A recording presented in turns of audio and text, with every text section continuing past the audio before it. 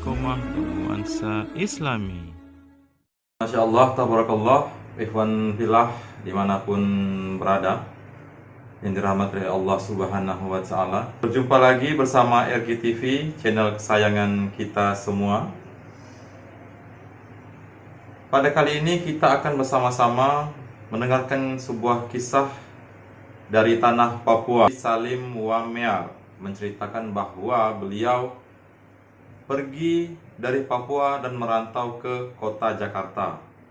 Nah, beliau bekerja sebagai seorang security di ibu kota. Beliau menceritakan bahwa ketika di Jakarta mendapatkan sebuah cobaan, yaitu jatuh sakit. Namun sakitnya ini sangat aneh sekali karena beliau tidak bisa mengeluarkan keringat pada diri beliau. Nah, untuk itu Sobat RGTV yang dirahmati oleh Allah Subhanahu wa Ta'ala, marilah kita saksikan penuturan atau kisah dari beliau. Pada kali ini kita akan bersama-sama mendengarkan sebuah kisah dari tanah Papua, yang mana sudah pasti kita akan menyangka bahwa mayoritas penduduknya beragama Kristen. Namun ternyata saat ini 1 juta orang Papua beragama Muslim dari populasi penduduk Papua yang mencapai 2,5 juta jiwa. Sobat RGTV yang dirahmati Allah, Islam sangat gencar didakwahkan dari pelosok-pelosok hingga ke desa-desa oleh ulama-ulama, baik luar Papua maupun dari dalam Papua sendiri. Sobat RGTV, perlu diketahui bahwa menurut informasi media yang didapat dan media elektronik lainnya membahas tentang bahayanya Islamisasi di Papua karena banyaknya orang di Papua masuk agama Islam. Namun sebenarnya ini adalah tidak berbahaya, tetapi merupakan kabar gembira bagi kita umat Muslim, karena sekarang banyaknya orang-orang di Papua yang masuk Islam. Subhanallah. Assalamualaikum warahmatullahi wabarakatuh. Nama asli saya dulu Agus Herman Wamaer. Semenjak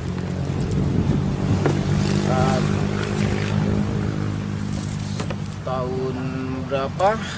Tahun 99 berangkat menuju ke Jakarta.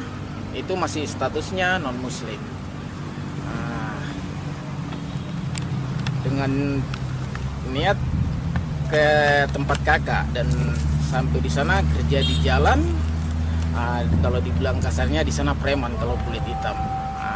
Jadi pas kehidupan jalan akhirnya ditarik salah satu yayasan dari non-muslim, Teberias, dan kita dikasih kerja di Mall Kelapa Gading sebagai security bayangan. Terus alhamdulillah dapat bidadari dari Sulawesi, dan dari yayasan minta supaya bisa mungkin nikah secara non-muslim. Tapi saya tidak bisa memaksa bidadari saya, dan akhirnya dengan tanpa kesalahan saya dikeluarkan. Akhirnya sudah saya ikut. Waktu itu jujur aja masih kumpul kebo. Nanti setelah tinggal di Ciputat dapat info ada rumah yang kosong, istilahnya perumahan Inkopat. Terus saya pindah ke situ, tapi saya harus tidak bisa kumpul kebo di situ katanya. Jadi harus nikah. Jadi saya nikah sendiri dan istri berjalan sendiri, saya berjalan juga ikut dengan keyakinan saya. Mungkin ini salah satunya.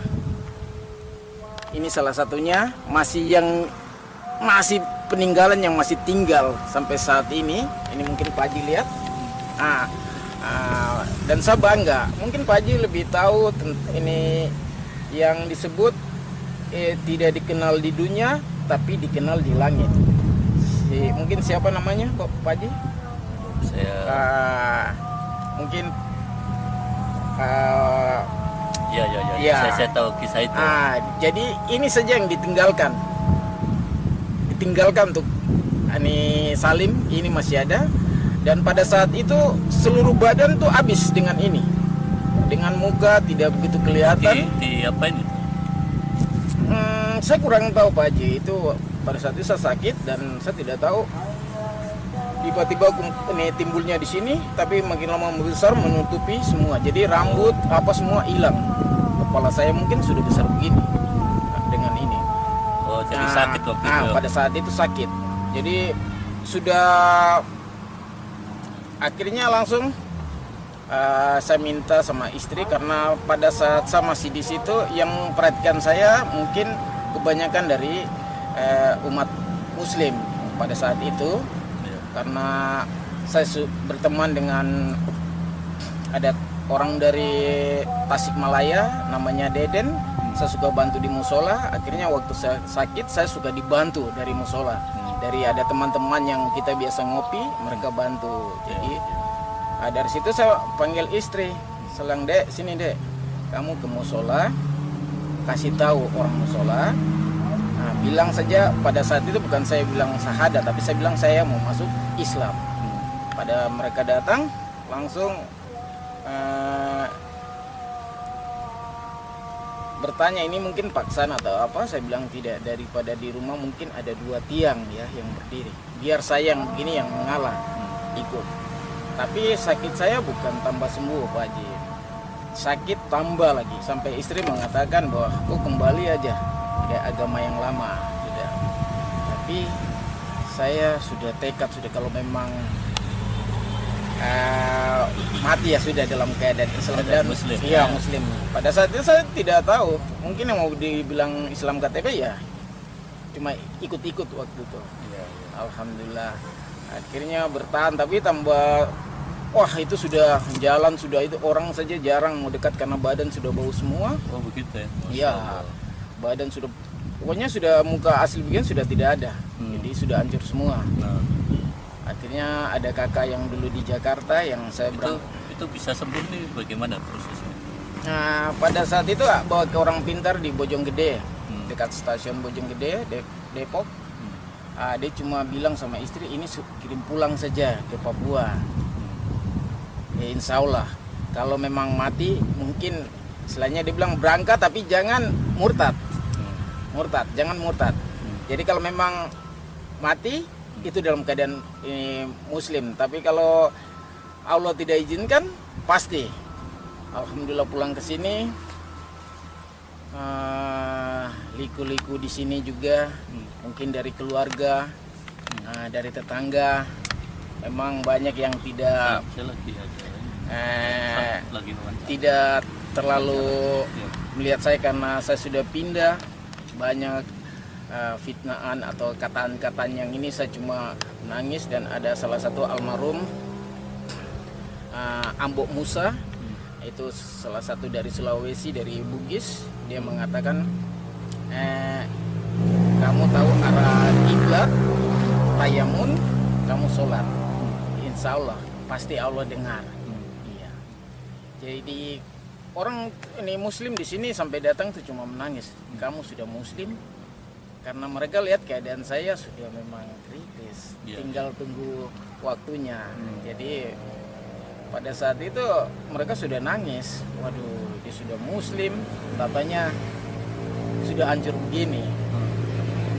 Hanya sholat. Alhamdulillah pada kurang tahu itu masih almarhum ibu saya masih ada. Saya duduk di dapur, rumah memang masih rumah kayu. Saya duduk, tiba-tiba ada tetesan air dari kepala netes, karena mata saya tidak bisa kebuka, agak lebar. Jadi saya tanya, Ma, ini apa nih Ma? Terus dia bilang keringat.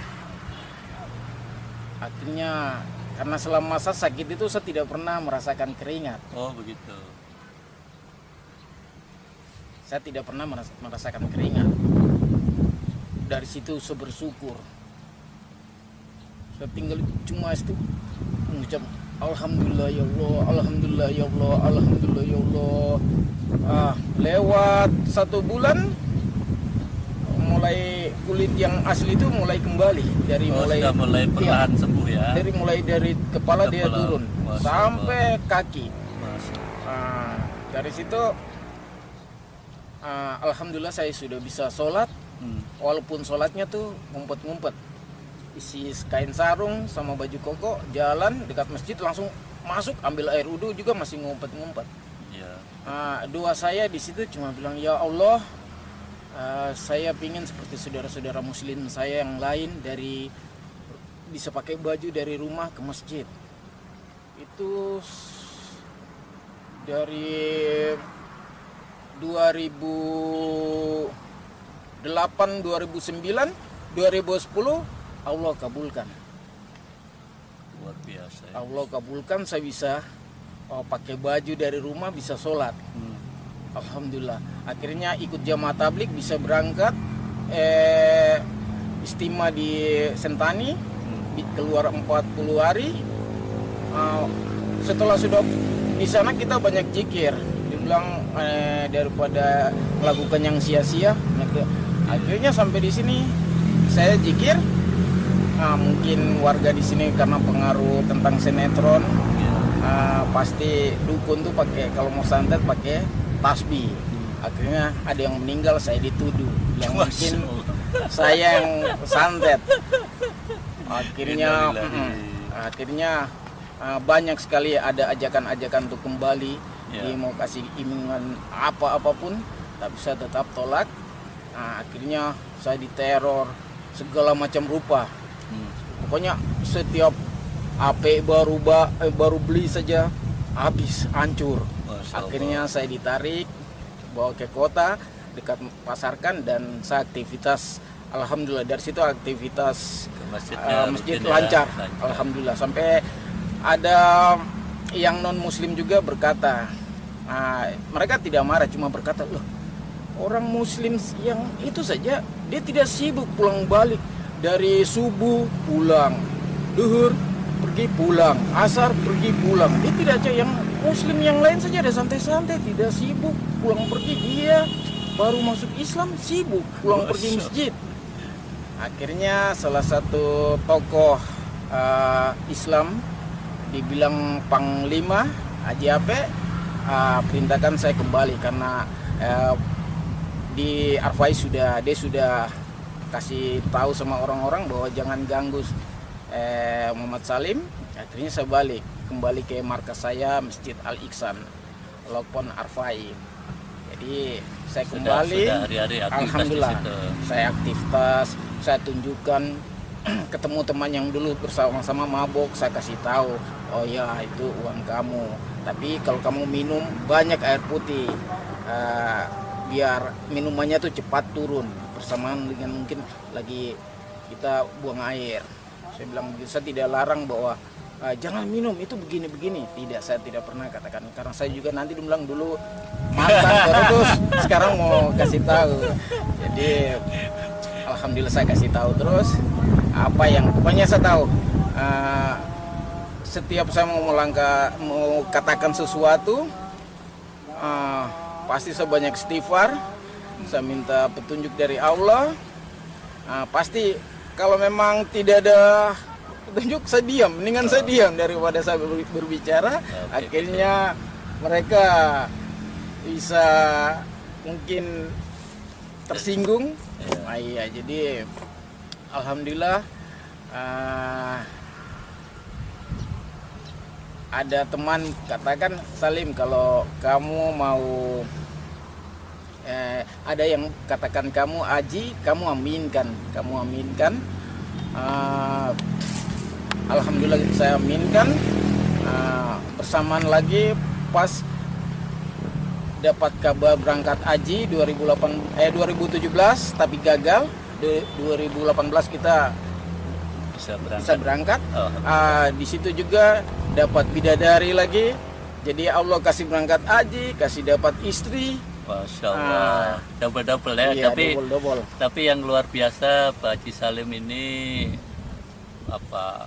cobaan bertubi itu tapi sabar menghadapi. Itu luar biasa. Amin.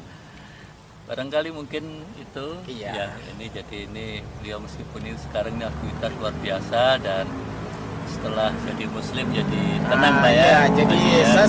ini sedikit saja yang saya mau kasih tahu. Banyak umat muslim tidak sadar bahwa salah satu doa atau mungkin kekuatan salim mungkin 2 rakaat. Pada saat itu masjid Rahmatan Alamin kita waktu berjuang untuk bangun, Salim berdoa karena pada saat itu Salim ojek. Oh, gitu. Salim berdoa karena harus tutupin. Salim minta sama Allah 300.000. Itu masih tidak akan pernah Salim lupa tuh 300.000. Jadi baju yang kalau ada kerja jubah, itu Salim biasa pakai untuk kerja. Tapi pada saat itu Salim tidak pakai, jadi Salim simpan. Sudah lama sekali. Pas Salim sudah bilang, ya Allah bisa dapat 300.000 ini dari mana?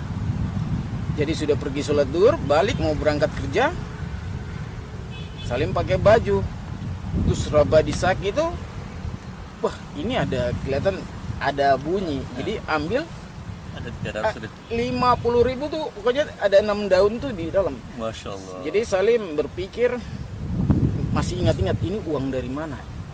Ini uang dari mana? Sudah tidak ada karena baju ini sudah cuci terus lipat taruh. Lipat taruh. Dan ternyata suatu saat ada ya. 300.000. Masya Allah. Jadi Subhanallah. teman-teman bilang kenapa kok tidak minta lebih? Saya bilang tidak. Itu salah satu dari Allah. Iya. Jadi saya bangga. Jadi